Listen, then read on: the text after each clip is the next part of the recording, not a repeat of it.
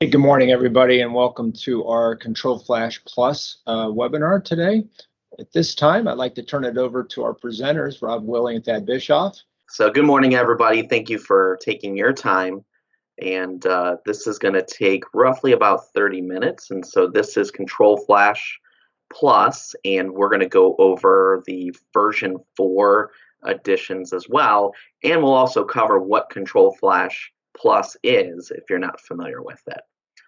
So here's the agenda in front of us. We're just really going to go over what is ControlFLASH Plus, the new features of version 4, and then the general functions, and then I'm also going to do a live demo with some of the hardware that I have in front of me. So ControlFLASH Plus is an evolution of ControlFLASH. ControlFLASH has been around for a long time, ever since we've had devices that were allowed to have firmware installed or upgraded on them.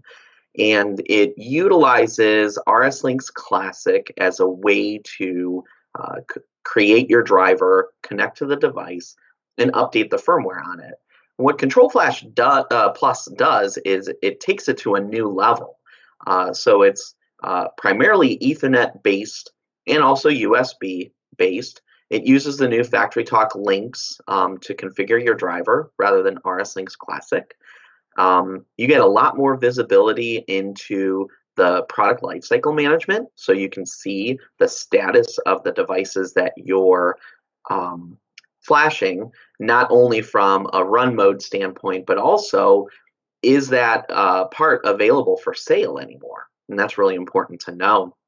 The productivity side, now you can flash multiple devices at the same time. And so you can go through, select what firmware you want to put on that device, put a checkbox next to it that you want to flash it. And you can do that with up to 20 devices they recommend in a star topology, and then go through the flashing sequence. So really, there's a lot more enhancements to usability as far as a lot less clicks. So when you're using ControlFLASH, the old one, you only had one single session per device. You had to go through the flashing sequence. ControlFLASH Plus allows you to do multiple devices in one single session. Let's go over the release history of ControlFLASH Plus. And so the first release was back in 2018, so we're a little over 3 years into ControlFLASH Plus, and really it was just a mechanism to be able to flash multiple devices through Ethernet, and then also a way to flash over USB. Not to say that you can't do that over ControlFLASH, but ControlFLASH Plus allowed for multiple devices. Release 2 came roughly a year later, and it added real-time connectivity to the Product Compatibility and Download Center, or what we call PCDC. And what this is where all the firmwares are stored online.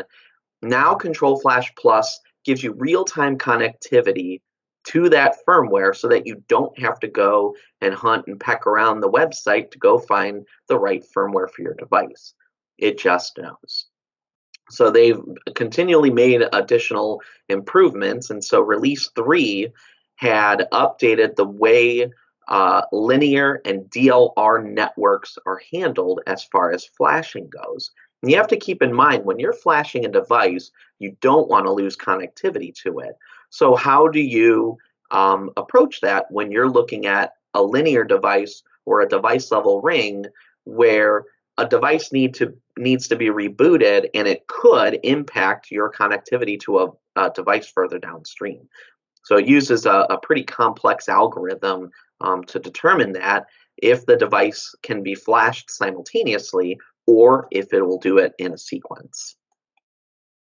So now we are on ControlFLASH Plus version 4.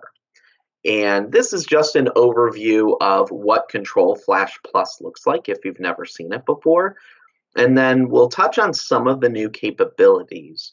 Really the major functional additions is the ability to see the product lifecycle status, the ability to see compatibility issues if there are any, and then also real-time info about a device if it can be flashed or not. And so what can happen is if you're trying to flash a controller, for example, you can't flash a controller that's in run mode, and so now you have a way to see whether that is in run mode. This is one of the first features added. This is the compatibility checking. So now you have a column that's going to give you a compatibility issue, and then it's going to give you some suggested compatibility choices. And sometimes you can't resolve it, but it's just to let you know that you may be flashing devices that aren't compatible with each other. And you'll see that in my live demo because I have all kinds of things up on my wall right now. The firmware revisions and the hardware lifecycle status. So the second column now has the product lifecycle status, and you can see when a product has been discontinued, or if it's inactive, or if there's an end of life, which means they have announced that it's going to be discontinued. This is a great way to see the status of the device. And then the firmware has a red triangle, a green triangle, or a gray triangle. And that calls out really if it's the latest version of that firmware. So in this example, version 32, specifically the 0.011, that's the latest version and what they call its full supported. When it's in red, that means it's in maintenance mode. It means there's a newer firmware available in that major revision. And that doesn't necessarily mean you have to update the firmware, but this is really useful in commissioning a machine if you're having some issues and newer firmware releases have resolved it. The automatic controller mode detection is also new. So you'll see the far right column where it says status. It'll tell you if that controller's in run mode. So you can go to that controller, put it into program mode, and then reset that warning. And that controller will be enabled to allow you to flash that firmware. You can also do some security permissions. And what's really nice about that is if you're using a factory talk directory and you want to have some control, there are some ways to configure that. This I'm going to kind of gloss over really quick, but if you have used ControlFLASH Plus in the past, earlier versions took a little while to take inventory of the firmware, and version 4 really speeds that up so that you can get to flashing devices quicker. ControlFLASH, the original versions, also suffer from this issue where you have to kind of wait for the inventory, the database to update for all the DMK and firmware files that are stored within your computer. And then this is talking about using the Factory Talk Links version 6.2. They've made some enhancements to the firmware upgrading process to lessen the time. And so I'm going to go over now ControlFLASH Plus, the general functions overview. So this is going over ControlFLASH Plus if you've never used it before. When you first open the software, you'll need to set what driver you're trying to use to flash your devices. And it's very network centric now. So this allows you to update multiple devices. So in this case, we've browsed our network, and here we're looking within a backplane, and you'll see there's multiple devices. And you can select what looks like an anchor icon to drop anchor where you want to browse from. So you can browse from your network port, or you can browse from devices themselves and go through if you're needing to flash multiple devices, or drop anchor to the single device that you're trying to flash. And then there's multiple levels that you can select. So down at the bottom, you'll see choose number of levels. And really that's looking at how many sub-levels from a driver it can go down, drill down to go out to find devices. And then you have a little bit of control over that. So as I said before, how many devices can be flashed in one session? It can do up to 20 concurrently, so that means at the same time. But there are a couple of exceptions, and I had talked about the linear and DLR topologies.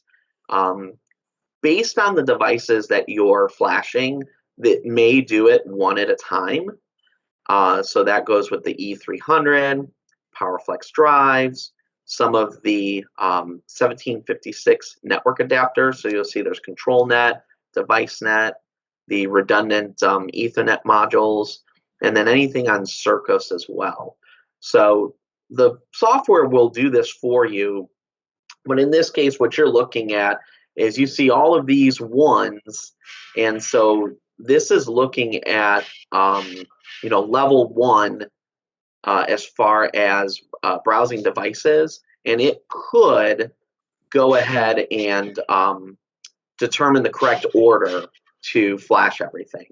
So even though everything is on the same level, it may flash things at different times. So looking at the star topology off to the bottom right, those can all be flashed simultaneously, but in this DLR where you have multiple servo drives, those may be flashed sequentially. This is looking at an overall time comparison and click comparison. When you're flashing, in this case, we're doing 7 different modules within a ControlLogix backplane.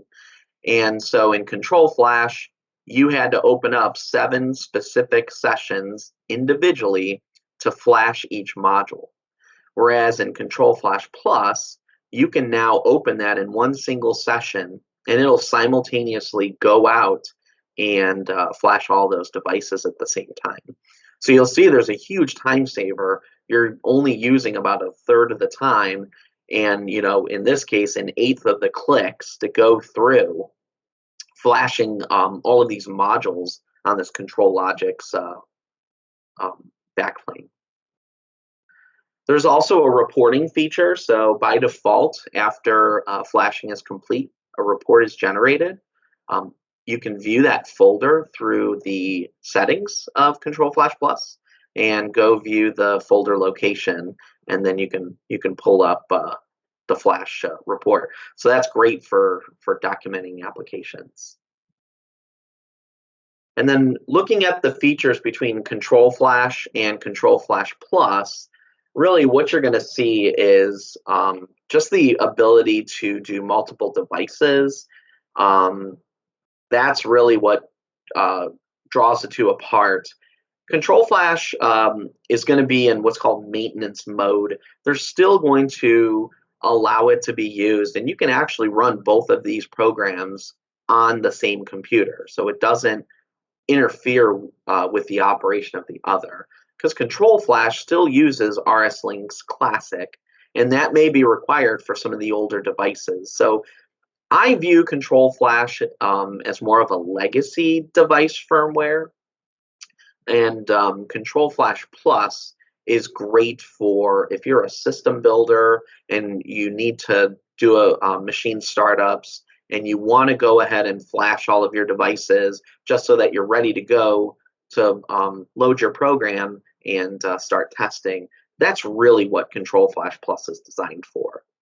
And it should be noted, you don't want to go out and just flash firmware on a running machine for the sake of flashing it, unless you're trying to fix something. If you have a perfectly good working machine and you have the software and you're able to communicate with that device, it doesn't really make any sense to go out and try to flash firmware. So are there any questions at this point? Anybody?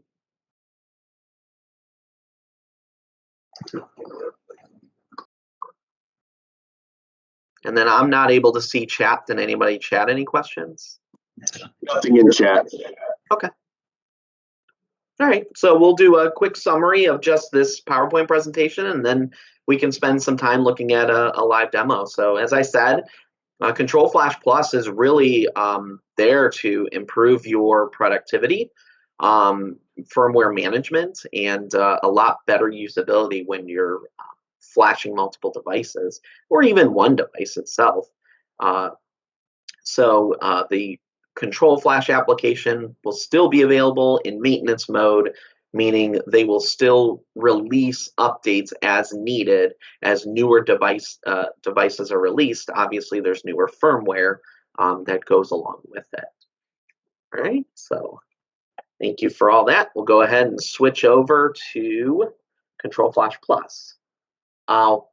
Because of the time it takes to start up ControlFLASH, I have already started running it. And what you'll see here is I have a slew of different devices. This up here is just my virtual backplane that's part of RS Links. But down here I have a static switch, a Micro 800, a compact Logix, a couple of servos. So really I have a handful of things up here, and then here's a ControlLogix chassis, just a little 4-slot with a couple of modules in it. And so what I can see here, this Kinetix 350, for example, is actually an end of life. So they're about to discontinue this product. And this is all nicely accessible by the internet. There's a tool that'll run every so often to update all of this information. And this information gets used in some of our other product selection tools like ProposalWorks and Integrated Architecture Builder. So it all pulls it from the same database. And Rockwell also has a product lifecycle status website that you can go as well if you want to look for a new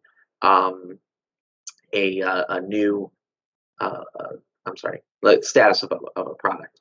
So then you'll see here not only the lifecycle status, you'll see the current running firmware, and then what mode it's in. So this is a gray. There's really nothing new going on. There's a couple of newer versions that are available if I wanted to flash this firmware.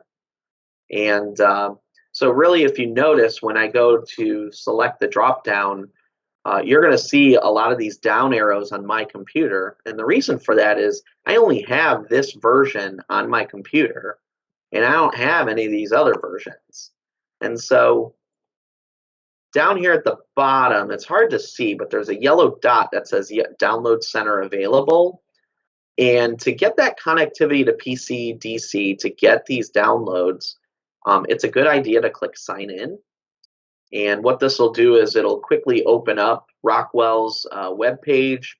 I'll go into my account and hit Sign In, and basically goes away. And now I'm connected in real time. And now those arrows are illuminated blue instead of just gray.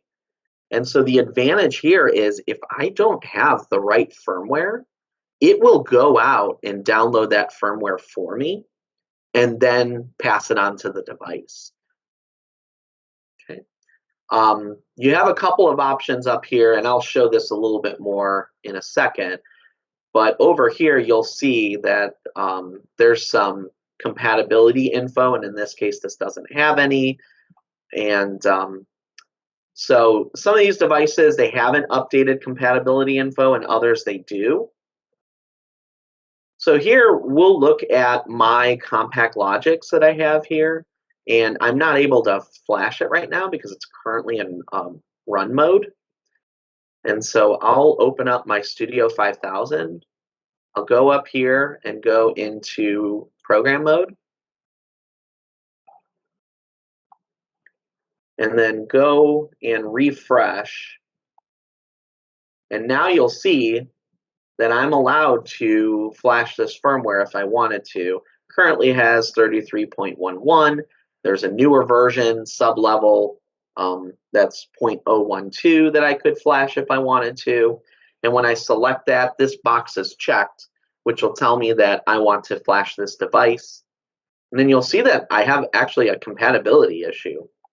and I'll look at some of the devices themselves. And really what's happening is, I don't have any compatibility with some of these other firmwares, and still trying to figure out like exactly what that means. I don't know if it means this 5069 is not compatible with this PanelView 800. And if that's the case, that would absolutely be true. And then also with the 1768, well, that's not a part of the 5069 platform. So could be some of these compatibility issues that come up. In this case, I'm just going to ignore them because it's really not going to impact anything going on. But it's nice to see that you have some visibility now into that. So if I wanted to, say, flash my controller and maybe my servo, maybe I want to flash my PanelView Plus, and that's my point IO. I can go through and start flashing all of these, and I can do just to the latest from Download Center. It automatically updates them. I can do the latest from my computer, and it'll go and update them. And then I would go through, and I'm not going to do this because it'll take a little bit, but I could click Next and go through it. Well, what's really nice about this that I think is hugely underrated is the favorites feature. And what I can do is, let's say I have the same machine that I want to build day in and day out, and I already know that I want to use this version of firmware 32.011. And I want to use version 7. I want to use version 6 of this firmware, and on the PanelView Plus, I only want it to be version 10. I have the ability to save these as a favorites. And so what I would do that at the bottom corner is create this favorites list, and then it'll go over to the Manage Favorites tab, and here's this called Favorites. I'll double click it and call it Compact Logics, and we'll just call it Conveyor. So what I've done now is I've created a list of favorites of these specific devices, these specific firmwares. And if you notice, I already have one here created from Micro 850. So maybe I have a lower end version of this machine. And I have this Micro 850 with version 10, this PowerFlex drive with version 7, and this PanelView 800 with version 6. And so by saving these, what I can do is I can manage my versions here from favorites.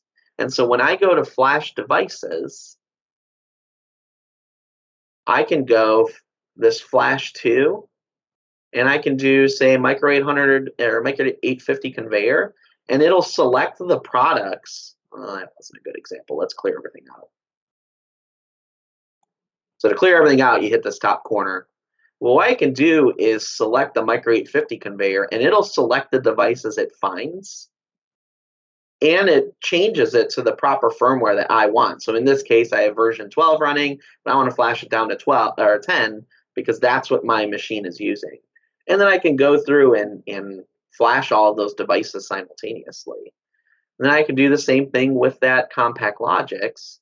I can do a Flash 2 and then just select this favorites, and it'll select my devices, and it'll put them to the right firmware levels that I want them to be. So I really wanted to show you that because I think that's a really cool feature. So it's a great idea, and it kind of guarantees that you'll have the same firmware on everything. Here's settings just to look at. So there's a couple of things that you can set up. So I have my Download Center sign in. You can configure that there. If you want to have your reports, if you don't, you can just uncheck the autosave. This is where you'll set up security and then your firmware locations. These are different folders. So if you have a downloads folder, might be a good idea. That's what I did in my case, is I added a downloads folder so that I can pull any other firmwares I've downloaded in the past. But yeah, really, I think this is a really cool tool, nice time saver. And so hopefully you guys find some value in this. And yeah, just let me know if you have any questions. So that pretty much wraps it up for me. Thad, do you have anything else to add? Anything I missed?